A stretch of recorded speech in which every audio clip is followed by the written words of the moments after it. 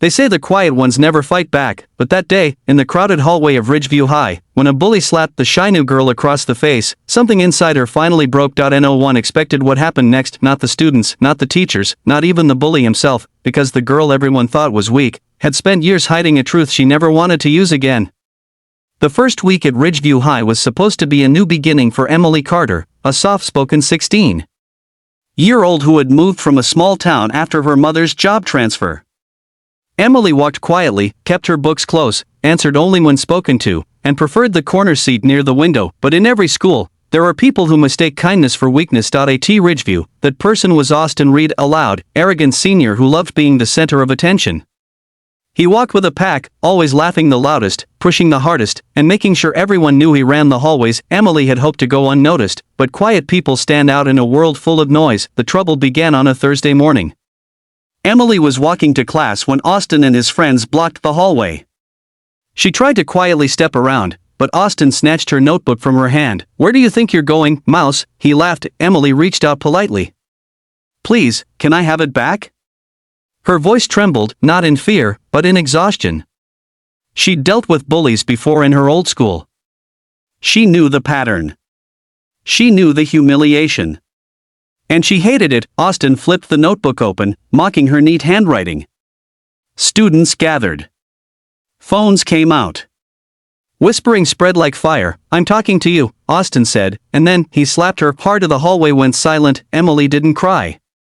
She didn't step back, she simply closed her eyes and breathed, because she had worked years to control the part of herself she didn't want anyone to know. Her father had trained her in martial arts since childhood, not for competition, but for survival. Emily used to be fierce, unstoppable.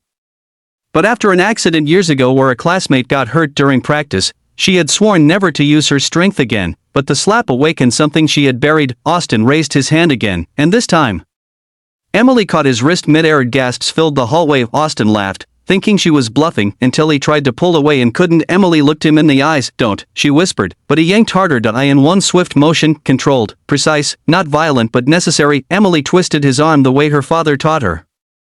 Austin stumbled, losing balance. A second twist, a shift of weight, his elbow gave out with a sharp crack. Austin screamed. Students backed away. Cameras dropped. Footsteps thundered as teachers rushed in. Emily let go immediately, stepping back, hands shaking, less from fear and more from the memory she had tried so desperately to bury. The teacher shouted, "What happened here?" Austin cried out, holding his arm.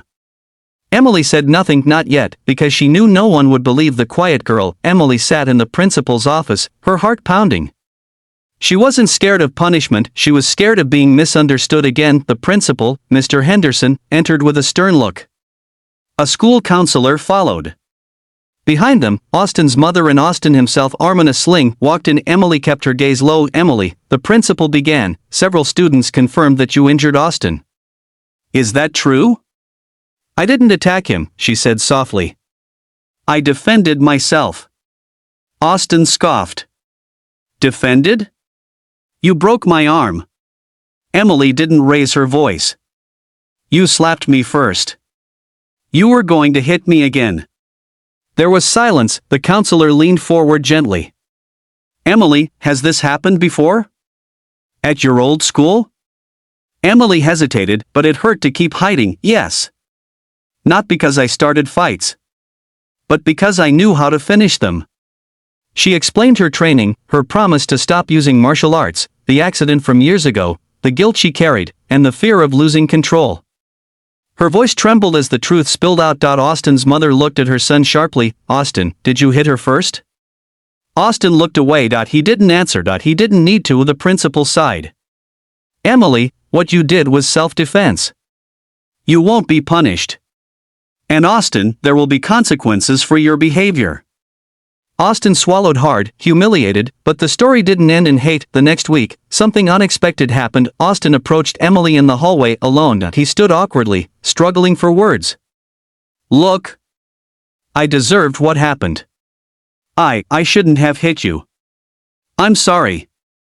Emily studied him carefully. His usual arrogance was gone, replaced with something human, something humble. "Thank you," she said quietly. He nodded. "If anyone bothers you, let me know. I owe you that." Emily didn't need protection, but the apology mattered. Over the next days, students who had witnessed the event began to talk to Emily not with fear, but with admiration. Some thanked her for standing up. Some apologized for never stepping in. A few even asked her to teach them self-defense, and for the first time, Emily realized something important: her strength wasn't a burden, it was a gift, when used with responsibility. In gym class weeks later, the coach asked for volunteers for the self-defense workshop.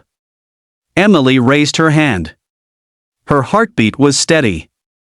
Her breath calm. She was no longer the quiet girl hiding her past, she was the strong girl shaping her future. And this story reminds us of a simple truth: the quietest people often carry the loudest strength. If you enjoyed this emotional journey, don't forget to subscribe to SH Stories for more powerful and inspiring tales that touch the heart and lift the spirit.